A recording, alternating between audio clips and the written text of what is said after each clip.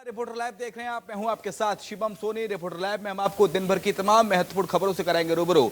तो चलिए शुरुआत करते हैं रिपोर्टर लाइव का सिलसिला। पहली खबर कर्नाटक से, जहां पर चुनावी सरगर्मी तेज हो गई है और चुनावी सरगर्मियों को देखते हुए पीएम मोदी ने बीजेपी कार्यकर्ताओं को जीत का मंत्र दिया है। बता रहे हमारे सहयोगी विशाल मिश्रा। पीएम नरेंद्र मोदी ने वीडियो कॉन्फ्रेंसिंग के जरिए बीजेपी कार्यकर्ताओं और कर्नाटक की जनता से बातचीत की। इस दौरान प्रधानमंत्री मोदी ने कहा है कि एक निष्ठावान कार्यकर्ता के रूप में मैं भी कर्नाटक के दौरे पर आ रहा हूं, आप लोगों का दर्शन करूंगा। बीजेपी के नेता बताते हैं कि प्रचार के दौरान उन्हें लोगों से कितना प्यार मिलता है, ये बीजेपी के प्रति लोगों के विश्वास को दर्शाता है। इसके अलावा अपने संबोधन में प्रधानमंत्री मोदी ने तमाम बातें कही हैं। पीएम मोदी ने कहा कि कर्नाटक में लोकतंत्र का उत्सव चल रहा है। बीजेपी ने तो हमेशा चुनाव को लोकतंत्र के महोत्सव की तरह सेलिब्रेट किया है। लोकतंत्र का सूत्र समझाने वाले भगवान बसवेश्वर की धरती से कर्नाटक की समृद्धि परंपरा के प्रतिनिधि और राष्ट्रभक्ति से ओतप्रोत भाजपा के कार्यकर्ता होने का डबल गौरव आप सभी को प्राप्त है। इस दौरान प्रधानमंत्री मोदी ने कहा कि बूथ जीतने की शुरुआत तब होती है जब कार्यकर्ता बूथ से जुड़े परिवारों को जीत लेता है, उनके दिल को जीत लेता है। पीएम ने कहा कि दुनिया के अनेक देश कोरोना से लड़ने में पस्त हो गए, लेकिन भारत ने सफलता से कोरोना से लड़ाई लड़ी है। आज देश गरीबी से लड़ रहा है। आज देश इंफ्रास्ट्रक्चर पर रिकॉर्ड निवेश कर रहा है। आज देश किसानों को लाखों करोड़ों रुपए किसान सम्मान निधि के माध्यम से भेजकर उन्हें ब्याजखोरों से बचा रहा है। साथ ही प्रधानमंत्री मोदी ने कहा है कि बीजेपी और दूसरी पार्टियों में सबसे बड़ा फर्क अप्रोच का है। बीजेपी आने वाले 25 वर्षों में विकसित भारत के रोड मैप पर काम कर रही है। हमारे विरोधियों का एजेंडा सत्ता हथियाना और हमारा एजेंडा है 25 वर्षों में देश को विकसित बनाना, गरीबी से मुक्त बनाना और युवाओं के सामर्थ्य को सबसे आगे बढ़ाना है। आने वाले 25 वर्षों में कर्नाटक की विकास यात्रा को नेतृत्व देने के लिए बीजेपी एक युवा टीम का निर्माण कर रही है। चुनावी राज्य कर्नाटक को प्रधानमंत्री मोदी ने वीडियो कॉन्फ्रेंसिंग के माध्यम से वहां के बीजेपी कार्यकर्ता और जनता से बातचीत की। इस दौरान प्रधानमंत्री मोदी ने कहा कि एक अनुशासित कार्यकर्ता होने के नाते मैं भी कर्नाटक आ रहा हूं, आप लोगों के दर्शन करने के लिए। कैमरामैन निकांत गुप्ता के साथ विशाल मिश्रा, इंडिया वॉइस, नोएडा। समाजवादी पार्टी के चीफ अखिलेश यादव दिल्ली दौरे पर थे। उन्होंने आरजेडी चीफ लालू प्रसाद यादव से उनके निवास पर मुलाकात की और हालचाल जाना। बता रहे हमारे सहयोगी दिनकर आनंद। सपा प्रमुख अखिलेश यादव गुरुवार को दिल्ली दौरे पर पहुंचे। इस दौरान उन्होंने बिहार के पूर्व मुख्यमंत्री और आरजेडी के चीफ लालू प्रसाद यादव से उनके आवास पर मुलाकात की। आपको बता दें कि इस दौरान दोनों के बीच करीब 20 मिनट तक बातचीत चली। पहले अखिलेश यादव ने लालू यादव के स्वास्थ्य संबंधी जानकारी ली, तो कयास ये भी लगाए जा रहे हैं कि दोनों के बीच विपक्षी एकता को लेकर भी जिक्र हुआ।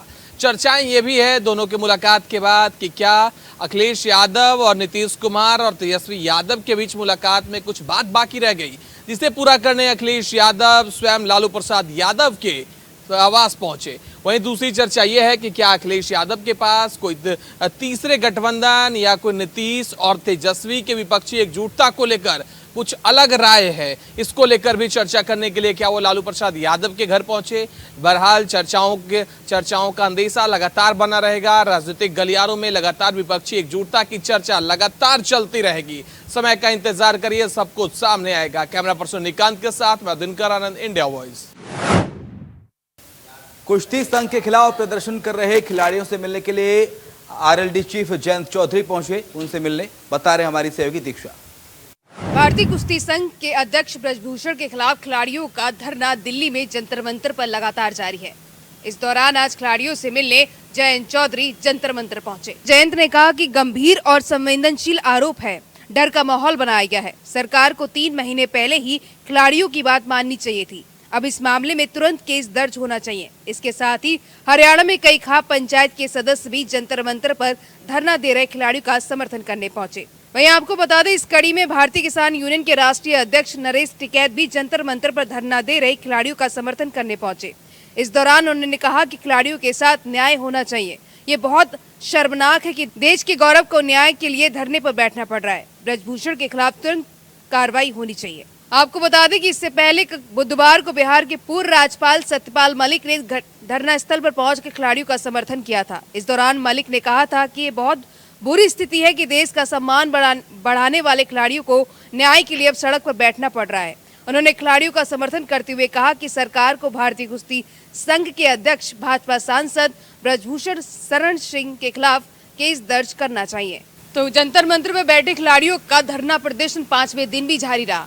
खिलाड़ियों को कई खाप पंचायतों का समर्थन भी मिल रहा है, लेकिन अभी तक उनकी सुनवाई नहीं हुई है। कैमरामैन निक्की के साथ दीक्षित चौधरी, इंडिया वॉइस। पंजाब के पूर्व मुख्यमंत्री प्रकाश सिंह बादल पंचतत्व में विलीन हो गए। उनका पैतृक गांव में उनका राजकीय सम्मान के साथ अंतिम संस्कार किया गया। बता रहे हमारे सहयोगी नितिन चौधरी। पंजाब के पूर्व मुख्यमंत्री प्रकाश सिंह बादल का आज पार्थिव शरीर उनके आवास पर पहुंचाया है। जिस तरीके से पाया उनके सांस लेने में प्रॉब्लम हो रही थी, तो उसके बाद उनके जो है अंतिम संस्कार के लिए आज उनका पार्थिव शरीर उनके गांव में पहुंचाया गया है। उनका अंतिम संस्कार दोपहर किया जाएगा। दिवंगत बादल पैतृक गांव जाने के रास्ते में सैकड़ों लोगों को पुष्पांजलि अर्पित की। लोगों के हाथों में प्रकाश सिंह बादल अमर रहे नारे लिखे और बादल गांव में मातम पसरा रहा है। सम्मान रूप से सभी दुकान बंद रही हैं। पूर्व मुख्यमंत्री को अंतिम संस्कार की श्रद्धांजलि देने के लिए समर्थक, रिश्तेदार, कैबिनेट सहयोगी अधिकारी बादल गाँव पहुँच रहे हैं।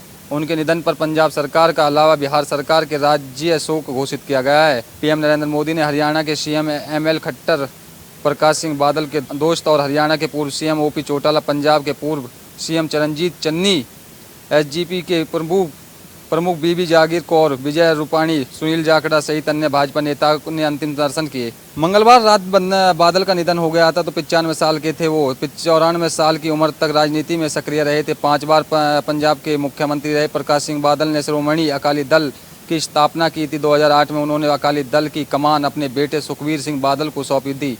सुखबीर सिंह बादल अपने पिता प्रकाश सिंह बादल की सरकार में डिप्टी सीएम भी थे। जहां प्रकाश सिंह बादल के निधन के बाद 2 दिन का जो है शोक संबोध भी किया गया था। चाहे बिहार की बात किया जाए तो बिहार के मुख्यमंत्री नीतीश कुमार ने भी उनको जो है शोक व्यक्त किया था। लेकिन उसी के बाद में प्रकाश सिंह बादल के जाने के बाद तमाम नेताओं का जाना सिलसिला जारी हो गया था उनके पैतृक गाँव में। लेकिन उसके बाद में भी दुकानों को भी बंद किया गया था। कैमरामैन निक्की के साथ मैं नितिन चौधरी, इंडिया वॉइस। बिहार के बाहुबली नेता और पूर्व सांसद आनंद मोहन की जेल से रिहाई हो गई, जिसके बाद से ही सियासत जो है वो बिहार की गर्मा गई है। बता रहे हमारे सहयोगी सुनील चौहान। बिहार के बाहुबली नेता और पूर्व सांसद आनंद मोहन की रिहाई के बाद से तमाम तरह के सवाल उठने लगे हैं। आज वो जेल से रिहा हो गए और उनका रसूख 16 साल जैसा ही पुराना था, जिसके बाद ये देखा जा रहा है राजनीति में तमाम तरह के सवाल उठाए जा रहे हैं। बिहार में आनंद मोहन का सियासी रसूख कैसा है, इसका अंदाजा इस बात से लगाया जा सकता है कि कोई भी दल खुलकर विरोध नहीं कर पा रहा। बिहार सरकार में शामिल 7 दल आनंद मोहन की रिहाई का खुलकर समर्थन कर रहे हैं, तो विपक्षी बीजेपी दुविधा में फंसी हुई है और चाहकर भी विरोध नहीं कर पा रही। आनंद मोहन की रिहाई के पीछे की वजह है 2024 का लोकसभा चुनाव, जिसके जातिगत समीकरणों से जोड़कर देखा जा रहा है। लेकिन पिछले 3 दशकों में कोसी में बहुत पानी बह चुका है और अब हालात 90 के दशक जैसे ही होंगे, ये कहना मुश्किल है। दरअसल आनंद मोहन ने 90 के दशक में उभरते हुए सवर्ण जाति के नेता के रूप में अपनी पहचान बनाई थी। कहा जाता है कि तब आनंद मोहन के एक भाषण में भूमिहार और राजपूत वोटरों के वोट तय होते थे। 3 दशक के बाद एक बार फिर से आनंद मोहन के उसी राजनीतिक रस्सू के सियासी लाभ उठाने की कोशिश है। लेकिन अब बिहार की राजनीतिक दिशा और दशा दोनों ही बदल गई हैं। आनंद मोहन के सियासी सफर की शुरुआत 1990 में हुई, जब वह जनता दल के टिकट पर पहली बार महर्षि विधानसभा सीट से विधायक चुने गए थे। वह ये दौर था जब मंडल कमीशन मंदिर की राजनीति अपने चरम पर थी और लालू प्रसाद यादव ने इस कमीशन का समर्थन किया, जबकि आनंद मोहन ने खुलकर इसका विरोध किया था। अब जनता दल ने सरकारी नौकरियों में मंडल कमीशन की 27% आरक्षण वाली बात का समर्थन किया, तो आनंद मोहन ने अपनी राह अलग कर ली और सवर्णों के हक में आवाज उठानी शुरू कर दी। बाहुबली ने अपनी सियासी ताकत को आजमाने के लिए खुद ही पार्टी बनाई, लेकिन कुछ सालों में ही खुमार उतर गया और फिर दूसरे दलों का दामन थामकर अपनी राजनीति को आगे बढ़ाने लगे। आनंद मोहन बिहार के हर एक दल से रह चुके हैं, जनता दल से लेकर Samata Party, RJD, BJP. Cameraman Nikant Gupta के साथ मैं सुनील चौहान, इंडिया वॉइस। जौनपुर में निकाय चुनाव को लेकर चुनावी सरगर्मियां तेज हो गई हैं और तमाम दल अपनी अपनी रणनीति बताने में जुटे हैं। बता रहे हमारे सहयोगी। उत्तर प्रदेश के निकाय चुनाव में भारतीय जनता पार्टी कमल खिलाने के लिए लगातार दिन रात मेहनत कर रही है। आपको बता दें कि जौनपुर के सागन सीट पर कमल खिलाने के लिए भारतीय जनता पार्टी के विधायक व नेता दिन रात मेहनत कर रहे हैं और डोर टू डोर जनसंपर्क कर रहे हैं। तो वहीं सागन सीट पर जो है आज निषाद पार्टी के विधायक रमेश सिंह और भारतीय जनता पार्टी के नेता रुपेश जायसवाल जो है घर घर पहुंचे और लोगों को जो है बीजेपी सरकार की उपलब्धियों को गिनाया और लोगों से अपील किया कि लोग इस बार जो है सागन सीट पर कमल खिलाएं। जौनपुर में लगातार भारतीय जनता पार्टी जो है कमल खिलाने का दावा कर रही है। तो वहीं आपको बता दें कि सागन सीट पर भारतीय जनता पार्टी ने गीता जायसवाल को जो है प्रत्याशी बनाया है। और हालांकि हम बात करें सागन सीट पर जो है त्रिकोणीय लड़ाई देखने को मिल सकती है। भाजपा से गीता जायसवाल, सपा से रचना सिंह और बसपा से सुमन गुप्ता मैदान में है। ये तो आने वाला समय ही बताएगा सागन का ताज किसके सर पर सजता है। जौनपुर से Vivek Kumar, India voice. BJP के डिप्टी सीएम अपने गृह जिले पहुंचे और बीजेपी प्रत्याशी सुनीला देवी के पक्ष में जनसभा को संबोधित किया। बता रहे हमारे सहयोगी आनंद त्रिवेदी। सीएम ब्रजेश पाठक अपने गृह जनपद हरदोई, जहां उनका घर है मल्लावा, वहां पहुंचे और उन्होंने भाजपा प्रत्याशी का उससे समर्थन किया है और वहां पे उन्होंने वोटों के लिए भी अपील किया। लेकिन हालांकि आपको पूरे मामले में बताएं कि डिप्टी सीएम पहुंचे जरूर, हेलीकॉप्टर से पहुंचे और हेलीकॉप्टर से वो कार पे सवार हुए। कार के बाद में फिर ये रोड तक आए कार से। उसके बाद में जब उनको पता चला कि वहाँ जहाँ इनका कार्यक्रम स्थल है वहाँ पर पब्लिक नहीं है, पब्लिक ना होने के कारण ये इन्होंने फिर क्या किया, कार से उतरकर ये रोड पर ही पैदल जाने लगे। लेकिन आपको बता दें इनके साथ जो ये सोचे थे जिस तरीके से कि पब्लिक इनके साथ होगी, लेकिन हालांकि इनके साथ पब्लिक तो ज़्यादा नहीं दिखी, लेकिन कुल 150 आदमी थे वहाँ पे। लेकिन जहाँ पे इनका कार्यक्रम था वहाँ पे 200 आदमी थे और 500 कुर्सियाँ आई थी। लगभग सभी कुर्सियाँ खाली पड़ी हुई थी। अब देखना ये होगा इस निकाय चुनाव पे क्या सपा बाजी मार ले जाती है या फिर भाजपा बाजी मार ले जाती है। अभी तक लगातार भाजपा ही बाजी मार रही थी। अब ये देखना की बात होगी कि सपा बाजी मारती है या भाजपा फिर से अपना पंचम लहराती है। हरदोई से आनंद त्रिवेदी, इंडिया वॉइस। निकाय चुनाव को लेकर पूरे प्रदेश में धारा 144 लागू है और इस दौरान एक बीजेपी नेता के द्वारा धारा 144 और यातायात नियमों के उल्लंघन की तस्वीरें सामने आई हैं। बता रहे हमारे सहयोगी राजू तिवारी। उत्तर प्रदेश में निकाय चुनाव का बिगुल बज चुका है और निकाय चुनाव को लेकर सारी पार्टियां जोर आजमाइश कर रही हैं। वहीं बात करें तो उम्मीदवारों के द्वारा हर तरह की चाल चली जा रही है जिससे कि वो विजय श्री तक पहुंच सकें। लेकिन रायबरेली जिले की बात करें तो रायबरेली जिले में पहले चरण में चुनाव होना है जो 4 मई को मतदान होना है और उसी के क्रम में सारी पार्टियां अपनी जोर आजमाइश में लग गई हैं। और बात करें उम्मीदवारों की तो लगातार हर गलियों में, हर मोहल्लों में अपने पदाधिकारी या अपने सपोर्टरों के साथ देखने को मिल रहे हैं। लेकिन बात करें तो जिस तरह से रायबरेली जिले में इन तस्वीरों में देखा जा सकता है कि किस तरह से एक भाजपा नेत्री के द्वारा खुलेआम जो धज्जियां उड़ाई जा रही हैं, चाहे वो यातायात नियम की हो या और जो तस्वीरों में साफ देखी जा सकती हैं। तो आप देख सकते हैं कि खाकीधारी वहां पे खड़े हुए हैं और उनके सामने किस तरह से भाजपा नेत्री बिना हेलमेट और बिना यातायात नियमों का पालन करते हुए उसकी जमकर धज्जियां उड़ाई जा रही हैं। लेकिन अब बात क्या है और वजह क्या हो सकती है ये तो आप सहज अंदाजा इन तस्वीरों के लगा सकते हैं। देख सकते हैं कि खाकीदारी खड़े हुए हैं जिम्मेदार और वहीं भाजपा नेत्री के द्वारा बिना हेलमेट व बिना किसी तरह के नियम को फॉलो करते हुए वो इस तरह की एक रैली निकाल रहे हैं। आपको बता दें कि ये मिलेरिया थाना क्षेत्र के पास का पूरा मामला है जो रायबरेली की नगर पालिका क्षेत्र के अंतर्गत आता है और वहां पर इन भाजपा नेत्री के द्वारा इस तरह से रैली निकाली जा रही है जिसके दौरान उन्होंने जमकर यातायात नियम की तो साफ साफ धज्जियां उड़ा ही रहे हैं। बाकी आप तस्वीरों से सहज अंदाजा लगा सकते हैं। Raju Tiwari, India voice, Raebareli. उधर अमरोहा में बीएसपी प्रत्याशी समेत 20 से 25 लोगों पर आखिर किस मामले में रिपोर्ट दर्ज कराएगी, बता रहे हमारे सहयोगी मोहम्मद इमरान।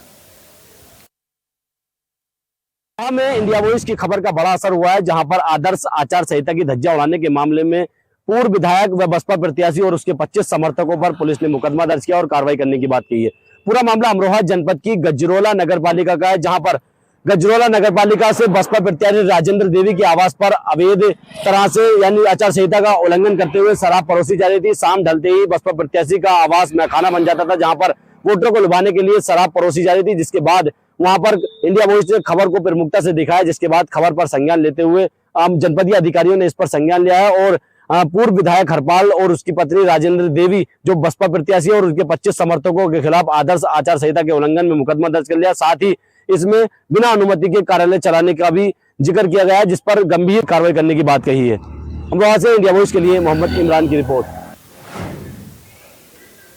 इधर बिहार की मोतिहारी में 15 से 20 डकैतों ने कोऑपरेटिव बैंक के उपाध्यक्ष और वार्ड के सदस्य के घरों को निशाना बनाया है, बता रहे हमारे सहयोगी।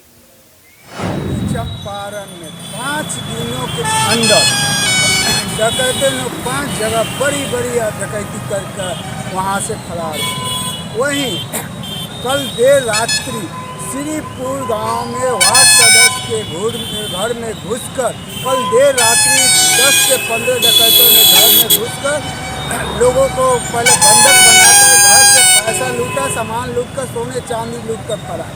वहीं आपको मैं बता दें, श्रीपुर गांव में जाप नेता के घर में 5 दिन पहले डकैती हुई थी, जिसमें पुलिस अभी छानबीन में लगी हुई थी। वहीं पुलिस को बड़ा चुनौती डकैतों ने देकर ये डकैती की अंजाम दिया है। वहीं कल रात्रि में व्यवसाय घोड़ा दानों से कलेक्शन कर मोतिहारी लौट रहा था। वहीं मुफ्ती थाना क्षेत्र में 5 अपराधी ने मोटरसाइकिल से पीछा कर दवा व्यवसायी को गोली मारी, जिसकी हालत खराब होने के बाद मोतिहारी निजी नर्सिंग होम में होने चले। सबसे बड़ा सवाल मोतिहारी पुलिस पर ये उठ रही है कि पुलिस क्या कर रही है। हर जगह लोगों को ये डर सताने लगा है कि कहीं जंगल राज का एक फिल्म आया नहीं। अब पुलिस हर बिंदु पर जांच कर रही है। पुलिस पर लोगों का सवाल उठ रहा है कि पुलिस क्या कर रही है, लेकिन पुलिस क्या करे। कुछ दिन पहले, अभी कुछ 30 दिन पहले मोतिहारी में जहरीले शराब से 44 लोगों की मौत हुई थी। पुलिस अभी उसकी दूसरी सजा संभाल ही रही थी, लोग आरोपी के घर छापा मार रही थी। लेकिन वहीं पर चंपारण में हर जगह डकैती की घटना का अंजाम दिया जा रहा है, जहाँ लूटपाट हो रही है, चक्कू मारा जा रहा है लोगों को। यहाँ तक व्यवसायी जो अपने कलेक्शन करके अपने मालिक के पास लौट रही है, वहीं अपराधी ने उसको भी गोली मार रही है। अब चंपारण के लोग पूछ रहा है कि क्या करे, पुलिस क्या कर रही है। पुलिस पर सवाल उठ रही है कि चंपारण वासी लोग कब ऐसे मिजाज से लोगों को डर रखेंगे। तो अब लोगों को घर से निकलना मुश्किल हो चुका है। जहाँ तक आपको मैं बता दूँ कि शाम होते हुए लोग अब अपने घर पर सुरक्षित घर पर जाना चाह रहे हैं। जो लेट से घर पहुंच रहे हैं, वहीं लोगों के घर के लोग को चिंता बने कहीं कुछ घटना का अंजाम नहीं है। मोतिहारी से धर्मेंद्र कुमार की रिपोर्ट, इंडिया वॉइस। और इधर बिहार के भोजपुर में बालू के अवैध खनन पर नकेल कसने के लिए प्रशासन की टीम ने बड़ी कार्रवाई को अंजाम दिया है, बता रही हमारी संवाददाता नेहा गुप्ता। भोजपुर में अवैध बालू के खनन के रोकथाम को लेकर जिला प्रशासन द्वारा लगातार कार्रवाई की जा रही है। बता दें कि लगातार 3 दिनों से भोजपुर डीएम राजकुमार, एसपी प्रमोद कुमार यादव के नेतृत्व में लगातार बालू के अवैध खनन में संलिप्त अपराधियों की गिरफ्तारी को लेकर इसमें छापेमारी की गई है, जिसमें आज का केवल बता दें तो 7 पॉकलेन मशीन को जब्त किया गया है। इसके अलावा 5 करोड़ जुर्माना लगाया गया है। बता दें लगातार 3 दिनों से छापेमारी चल रही है, जिसमें 3 दिनों में 10 करोड़ का जुर्माना लगाया गया है। इसके अलावा जो अवैध जो बालू खनन में संलिप्त अपराधी थे या उनमें संलिप्त जो बालू माफिया थे, उनमें हड़कंप मच गया है। लगातार इसे लेकर भोजपुर के विभिन्न जो बालू घाट है वहाँ छापेमारी चल रही है। आज सुबह में भी डीएम, एसपी खुद मौके पर पहुंचकर छापेमारी की है, जिसमें 7 पॉकलेट मशीन को जब्त किया गया। इसके अलावा जो 5 करोड़ रुपया जुर्माना वसूला गया है। इसके अलावा लगातार डीएम द्वारा कहा जा रहा है कि जो बालू माफिया, इसमें बालू के धंधे में जो संलिप्त अपराधी हैं, उनकी गिरफ्तारी और इसमें जो अवैध रूप से खनन हो रहा है, इस पर लगातार कार्रवाई की जा रही है। और जिस तरह से देखा गया कि कोइलवर और बरहरा थाना क्षेत्र के विभिन्न इलाकों में बालू खनन में संलिप्त अपराधियों की गिरफ्तारी को लेकर लगातार छापेमारी की जा रही है। और इससे पहले भी बता दें कि बालू खनन खनन को लेकर काफ़ी इससे पहले भी छापेमारी की गई थी और कार्रवाई हुई थी। फिर से भोजपुर प्रशासन, जिला प्रशासन सख्त हो गया है और छापेमारी में बताया गया कि आज के कार्रवाई में भोजपुर जिस तरह से 7 पोक्लेन मशीन को जब्त किया गया और जो 5 करोड़ रुपया जुर्माना वसूला गया। मैं नेहा गुप्ता, भोजपुर इंडिया वॉइस के लिए। और इसी के साथ रिपोर्टर लाइव में इतना ही। खबरें लगातार जारी हैं, आप देखते रहिए इंडिया वॉइस।